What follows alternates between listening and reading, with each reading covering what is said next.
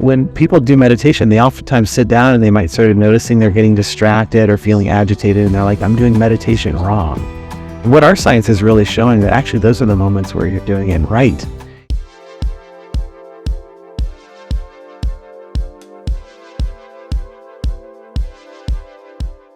Welcome everyone, this is Ekaterina with Trust Me Mom. Today I have a special guest on my show, David Creswell, who is a professor at Carnegie Mellon University.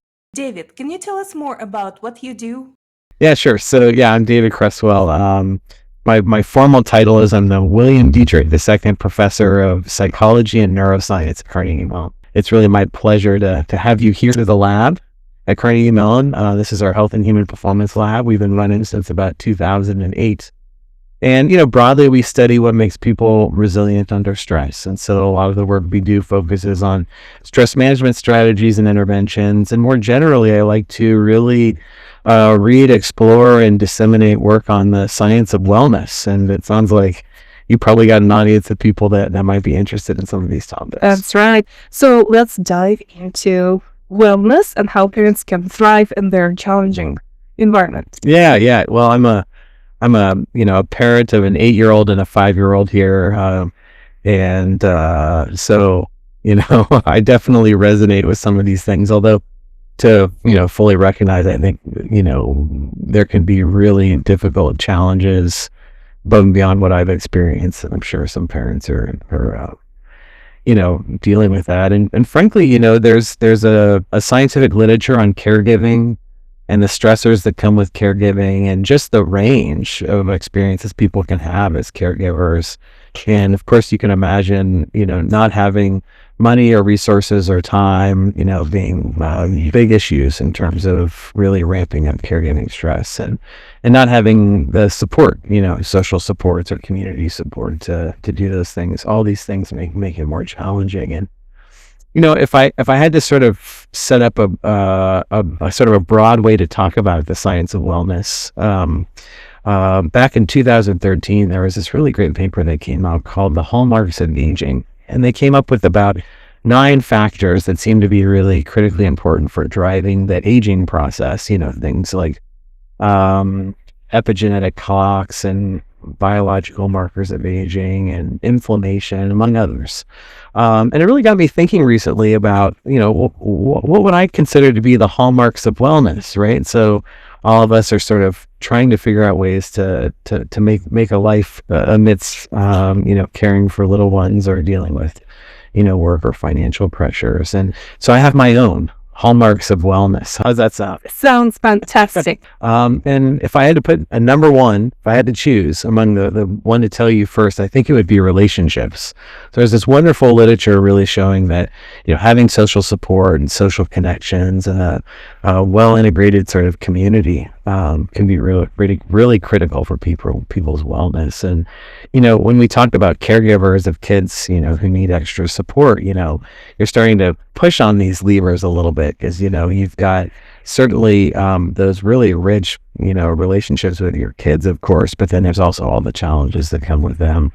And, what seems to be driving most of the benefit, at least the health benefits on people's wellness, is around really the perception that they feel supported, more so than actually having tangible support from others. It's really about that perception of feeling supported with others. And so we haven't done a ton of research on the relationship side of things, but it's been something I've been following because it seems to be such a critically important factor. And so I can take a deeper dive on that, but let me tell you about a couple of others. There's a whole separate literature in terms of the next hallmark of wellness, which is around the benefits of sleep. And we've done some work in this space. And, it's probably annoying for many caregivers listening to this for me to say that you should get more sleep when you've got all of these sort of pressing demands on you that don't allow you to sleep, or in my case, young children that sometimes don't sleep, right? And there can be all sorts of challenges. So with that being said, just to acknowledge that, there are all sorts of challenges in terms of creating habits and healthy routines, that we all want to get good sleep. But there's also a lot to say around ways that we can develop, even in these contexts, healthier habits with sleep. And certainly with the advent of smartphones, and that that sort of desire to, be on your phone, check those notifications in the middle of the night, or even when you wake up, having your phone sort of jolt you out of your slumber a bit. They can create challenges, and so there's certainly challenges around sleep. We've done some studies looking at sleep in young adults, and so that's where we've really focused on these things. Clearly, you look at first or second years in college, these young adults, they're now away from home for many of them, the first time in their lives, and trying to develop their own sleep routines. And a lot of them are really addicted to their smartphones. In fact, we find that, if you look at these young adults and just their smartphone usage, they're getting about 60 notifications an hour. Yes. That's 24 hours a day, or, heavily during the waking hours, of course. But this is a lot of intrusion that young adults have to face in terms of managing their attention as their phones are pulling out. But we also looked at their sleep patterns. We were really curious, what do sort of first and second year students look like in terms of their sleep patterns? And here at Carnegie Mellon University and across a number of universities, so this was a 3-university collaborative that we did work on, and a couple of really interesting takeaways. One is that on average, these first and second years, actually first years in this particular study, got about 6.5 hours of nightly sleep. Their average bedtime was around 2:30 a.m. and they were typically having to wake up perhaps earlier than they would like because they had morning classes. Sleep medicine guidelines for folks in this age range. The age range is sort of 8 to 10 hours, and so you can imagine on average there was just significant sleep debt that was mounting, and we actually saw that during the spring break week. We had this big spike, about 45 minutes of extra sleep per night during spring break, really speaking to the fact that these students were accumulating these sleep debts over time and using spring break to recover. So that was one of the interesting findings, just was like how these first year students were sleeping, or maybe the lack thereof. It didn't get better on the weekends, by the way. In fact, they went to bed a little later and slept in a little bit later on weekends. But it wasn't like they were doing huge sleep recoveries during the weekend. So that was one interesting finding, just that the nature of how first year students were sleeping relative to me was very different. Yes. I try to get about 8 hours of sleep a night when I can, and I go to bed around 10 p.m. and here these students are going to bed 4 or 5 hours later. We're on very different time zones, the students that I work with. The second really interesting finding was that when we looked at all of the different ways people sleep, so you can look at things like their total nightly sleep duration, like how much do they sleep overall. You can look at their napping patterns. You can also look at things like when do they go to bed and how much variability is there around going to bed. Like, are you always a 12 to 7 a.m. sleeper, or are you like all over the place? One night you go to bed at 10, the next night you go to bed at 4 a.m. and so on. So these measures of variability you might think might also be important. When we look at all these different factors and we ask which one of these best predicts whose GPA is going to be best at the end of the semester. So what of these sleep markers really predicts student success? What comes out? Total nightly sleep duration. We find this across universities, across different types of situations. And even when we control for the previous semester GPA, the total number of classes or units that they're taking, or even like whether they're napping or not, even if you statistically control for these factors, and still see the total negative situation really high for the students. So I told you it was 6.5 hours. Right. And they're sort of not meeting that amount. And what we find is really this sort of kind of correlation between the more hours they're sleeping and the better their GPA was at the end of the semester, really suggesting that the amount of nightly sleep, even if you're napping or doing other types of things, seems to really matter for really defining who's going to be more successful. Third was that what we find is that when we bucket these students into being like 6-hour sleepers or less, or 6 to 7 hour sleepers, or 7-hour sleepers or more, we see these really interesting patterns where you can then say, like, for the 6-hour sleepers, how much does their GPA change from that fall semester to the spring semester when we assess them during the sleep period. And we find that it's really the 6 hours and less that really see their GPAs drop from the previous semester. So it's something about getting 6 hours or less that really seems to harm your GPA over time. We do see this sort of graded effect, but if I wanted to talk about real problem sleepers, if you've got, a young adult in your life, you're wanting to see if they're at least getting at least 6 hours a night or more, because that seems to be really important for their success. Absolutely. And can I ask you real quick, and I assume it translates in other cognitive function with adults as well, since students are pretty much adults at this point.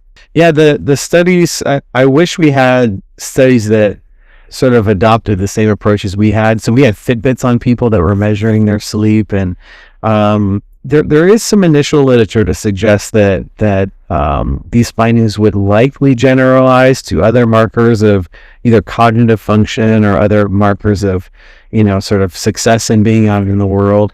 We don't have the data that I would love to see that would sort of be an apples to apples comparison to the study that we had, but I think there is evidence to suggest that these things would certainly generalize, particularly with sort of markers of cognitive or executive function.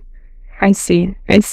So do you have any tips on how parents can put themselves and actually prolong their sleep? Because I suspect once they become young parents and the child interrupts their sleeping cycle, it's very hard to get back to that pre-parenting sleep. Yeah. There's a wonderful literature called Cognitive Behavioral Therapy for Insomnia that really talks about a lot of great strategies for sleep hygiene that are surprisingly counterintuitive at times. So, for example, if you notice that your sleep cycles are starting to get off, for example, maybe you had a child that had a really difficult night and you got very little sleep. The typical tendency that we have is to, nap through the day, try to recover. And now we're starting to introduce naps maybe on a regular basis.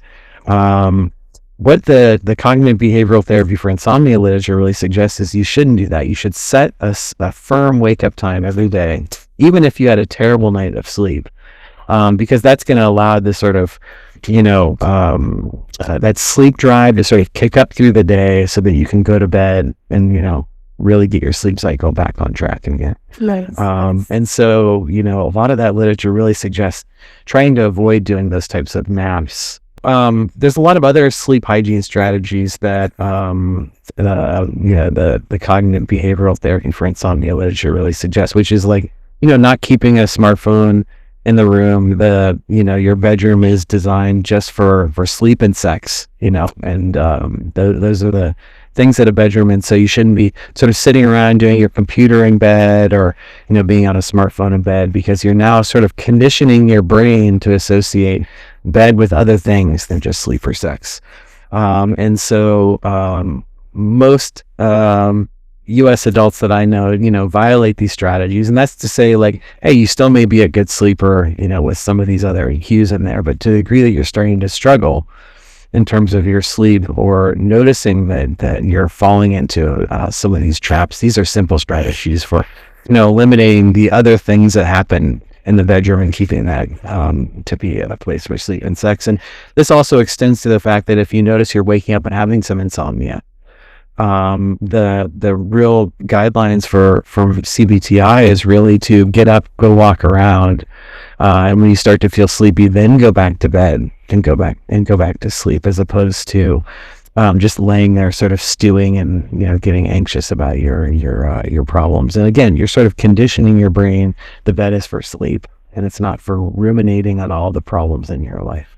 And so these are sort of, they feel sometimes counterintuitive strategies for how we can better manage our sleep. And for folks who are really interested, I highly recommend you can go online. There's lots of great resources, and you can just put in cognitive behavioral therapy for insomnia, and you'll start to see a lot of these sort of sleep tips and ways that can be helpful for, hacking your own sleep patterns. That's awesome. And I actually never heard that tip about if you woke up in the middle of the night, go and walk. I tend to ruminate and lay down. Or do you recommend taking melatonin at that point? Yeah, so the research literature on melatonin is a bit of a mixed bag. I really respond to melatonin, and so I use it during my travel. A lot of these sort of sleep aids, particularly the pharmacologic sleep aids or supplements like melatonin, are a bit of a slippery slope in terms of, messing with your biology in ways that really may end up in long-term ways disrupting sleep. Melatonin doesn't seem to have as bad of a side effect profile as some of these other, medications you can take to improve your sleep. So, really, if you look at the evidence on the best approaches, it's all behavioral stuff. So ways to sort of change your habits and the routines around sleep. And then some of these hacks that cognitive behavioral therapy for insomnia really suggest. And there's a lot of great therapists out there. You can go to sleep clinics and they will set up programs for you, and some of the therapy support, stress management support that they offer can be really helpful too. So, check it out. Those are really great resources. My wife's a clinical psychologist, and she said the most profound of all the great clinical rotations and populations she worked with, the best experiences were in the sleep clinic, because these strategies work so well and so quickly. Really, over the course of a couple of days, people can get their sleep back on track and be having great nights of sleep. And so, health psychology, my profession that I love, is really focused on these types of behavioral strategies. So I count that as a real win department for us. So nice. We talked about social connections and feeling supported. Then we talked about sleep. The next one I want to talk about is activity. A lot of times we think about physical exercise, and no caregiver who's just totally overwhelmed likes being lectured to about the benefits of exercise. But actually, there's a lot of research to suggest that we sort of think about exercise as going out and sweating for 20 minutes. Yeah, exactly. Doing a hard run, and those things can be great. Vigorous exercise can be great, but there's accumulating research to suggest that even just sort of walking around, instead of you taking the escalator, you take the steps, these types of things, these sort of exercise and bite-sized snacks, when I say snacks, I mean like snacks of exercise or physical activity, can be really key for fostering wellness. And so, I like to wear, I'm wearing a Whoop. I've got my Apple Watch on the other watch too, so I like to sort of track these things to see how many steps that I can get in. And I don't see it as a curse anymore when I have to park far away in some parking lot. And so to see those as sort of ways to get my exercise counts in. And to the degree you can find ways that make exercise really fun. Like I play pickleball, which is this great social activity. I sort of feel like pickleball gets to count twice for me in terms of the hallmarks of wellness, because I've got the social elements and sort of connecting with others. I almost feel like good pickleball games are sort of like dancing tango with others, but also I get the sort of sustained sort of, movement benefits. And, there's work to suggest when they've done long-term studies of longevity in folks, that more social sports seem to have much better longevity benefits. So things like tennis and basketball and badminton seem to do a lot better than, going for a run by yourself or going to the gym and working out by yourself. And so these social sports seem to have some real health benefits. So, I find that it's hard for me to want to just go for a run for a long period of time, but going to play pickleball, I'll play for hours. And so, again, caregivers have challenges in terms of time restraints for these things. So, if you're, fully sedentary, I sort of think about, well, how do you just get exercise in little bite-sized exercise chunks, in ways where these steps are going to be adding up over time. And then to the degree that you can, build in some time, to find ways to exercise that you love, that don't feel like you're doing work, but that you're really enjoying. And, that may be taking a walk with a friend. These things count. And if you're starting to think about this in terms of how do I combine with the hallmarks of wellness, you're getting 2 hits for one with a walk with a friend or a jog with a friend in terms of the social relationship benefits as well. So, exercise would be number 3. Number 4 is your consumption. Consumption patterns really seem to matter. Not going to be a surprise to people listening to this that, all the negative health behaviors, smoking, heavy alcohol use, drugs of abuse, are obviously big problems towards, sustaining wellness. And This is not to say that having a drink periodically is going to be bad at all. There doesn't seem to be strong evidence for that. It does seem to be a dose response effect. So if you are a heavier drinker or you're a regular smoker, there's going to be, hits on your wellness. So that's one form of consumption, is sort of the illicit substances of the world. Diet matters too, and building healthy diet patterns.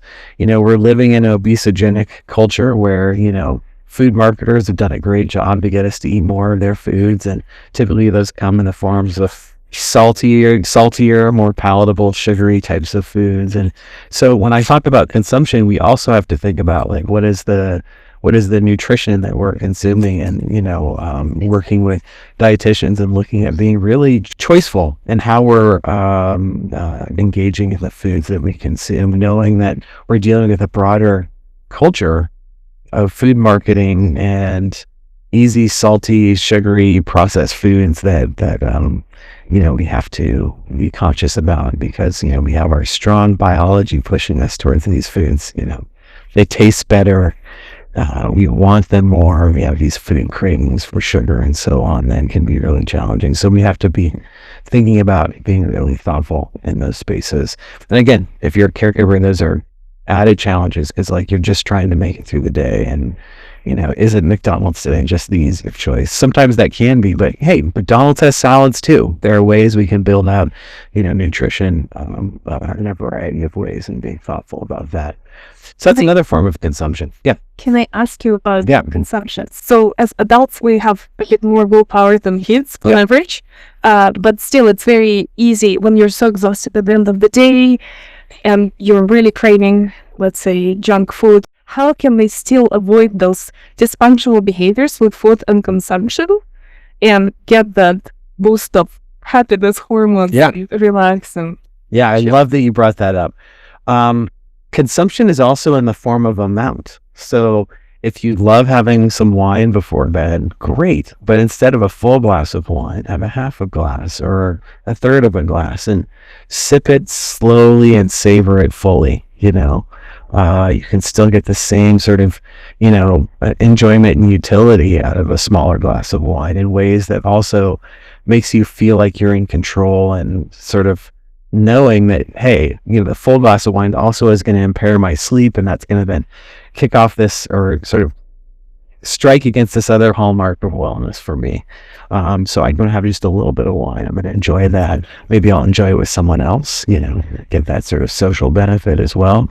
But, I'm not going to consume maybe as much as I like. And so, you can also think about not just taking away things that you love, but doing them, maybe engaging with them in a different way. And, sometimes you're going to fail, and also maybe not beating yourself up for that. And, that might bring me to what I might consider to be the final hallmark. And that's that it's about mindset, and about how we sort of want to sort of use our minds to sort of approach the world. And, one of the things that we teach in my lab is mindfulness meditation training, which really sort of trains people on how to sort of change their relationship to their experience in meaningful ways.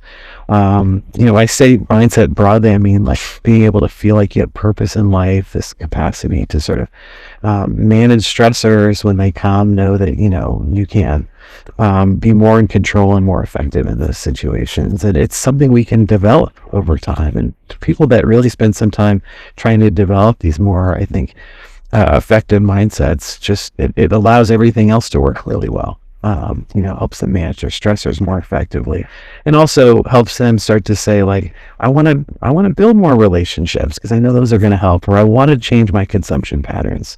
And so I think mindset's really important. It's just reminding me, I didn't finish, actually. I had one more thing to say about consumption patterns. The last thing I'll say about consumption, and then I'm going to turn to mindset, I promise, is that with consumption patterns, we also have to think about how we're consuming our time every day.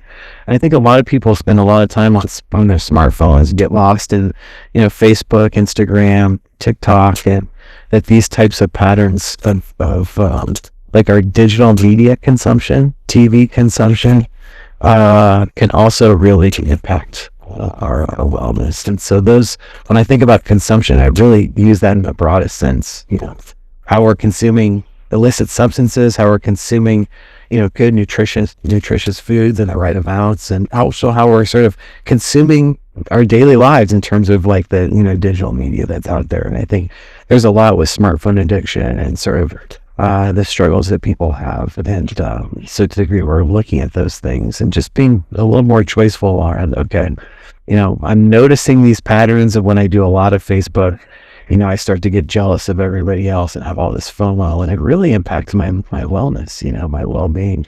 Okay, well, maybe I want to cut back. In fact, there's been a couple of scientific studies now where they randomly assign people to either continue to use Facebook as they naturally would or not use Facebook for the next week at all. And they find pretty clear effects in terms of boosts in mental health in those who refrain from, these social media apps like Facebook. So really suggests that to the degree you can start to be choiceful around how much you're consuming of these things may have real benefits for your mental health and wellness. Okay, let me get back to mindset, because I think that's the one that I wanted to finish on. So this idea that the mindsets that we carry around, the purpose in life, how we sort of feel like we're in control of our lives and don't decisions and manage stressors in our life is really important for your wellness. So we've been doing a lot of these studies looking at mindfulness meditation. We have a digital mindfulness app called Equa, short for equanimity. So it's spelled EQUA. Is an app where folks can get on for sort of 2 to 10 minute sessions. So we try to make it really brief for folks, and we teach them these mindfulness skills, this capacity to learn concentration, so you can start to learn how to direct your mind in a way that you feel like you have more control over. We teach them in sensory clarity. So it's a mindfulness skill, sort of learning how to open up to your experience and be really present to those experiences. And we also train them in these skills of equanimity, this capacity to learn how to be more at peace with the push and pull of experience. Most folks, I think, are trying to figure, well, how much should I do just to kind of get some minimal benefits? And, I think they're anywhere from, 5 to 20 minutes a day can be a great place to start. And, you can start to see how that works and, give it a couple of weeks. And I think for most people in our studies, they seem to really start to feel some real benefits, even with just 2 weeks of practice. We named it Equa, or equanimity for short, because we think these equanimity skills are so key for this kind of mindset piece, right? I like to think about meditation as a practice of, a lot of times people think of it as like relaxation. I'm just going to go mellow out with some meditation. I think of it as like going to the gym. You're going there. Meditation is going to make you feel uncomfortable. You might feel distracted or agitated, or you're noticing some, like pain in your legs or an itch. Each time your experience is sort of getting pulled away or you're dealing with some discomfort, we're sort of saying, hey, just open to that experience. Don't react to it. Just acknowledge it. Each time you're sort of learning how to change your relationship to things that make you suffer or that make you feel stressed. And what we find is as we build these sort of equanimity skills, you become less emotionally reactive in the world. And I think that when people do meditation, they oftentimes sit down and they might start noticing they're getting distracted or feeling agitated, and they're like, I'm doing meditation wrong. And what our science is really showing that actually those are the moments where you're doing it right. You're sort of inviting in those difficult experiences and not reacting to them. You're building up these muscles of equanimity and resilience over time, so that when you do go out in the world and you're dealing with some difficult situation with your kid, or you've got a stressor in your life, you're maybe not reacting in the same way you did, and kind of watch it happening and not get caught in it so much. And we feel like those may be really key skills for resilience for folks. And some of our studies show that when we really do these sort of equanimity enhanced interventions, really teaching people these skills, we reduce their stress biology. So the stress hormone cortisol, for example, we lower their systolic blood pressure and other types of markers in ways that really suggest that these strategies promote some stress resilience over time. So, meditation is just one example of ways that I think you can work broadly with this sort of mindset. There's lots of other ways you can do this. Maybe that's journaling for some people. Maybe that's working in psychotherapy with a therapist and sort of looking at your, reactive patterns in that context. It can be exercise for other people as well. So a lot of these different strategies work. The key is that when we start to bucket these different hallmarks of wellness, then we're starting doing an inventory a bit, sort of saying, well, what am I doing in this space? Am I doing something to sort of help support a happier, more well mindset. That's amazing. Thank you so much, David. Thanks.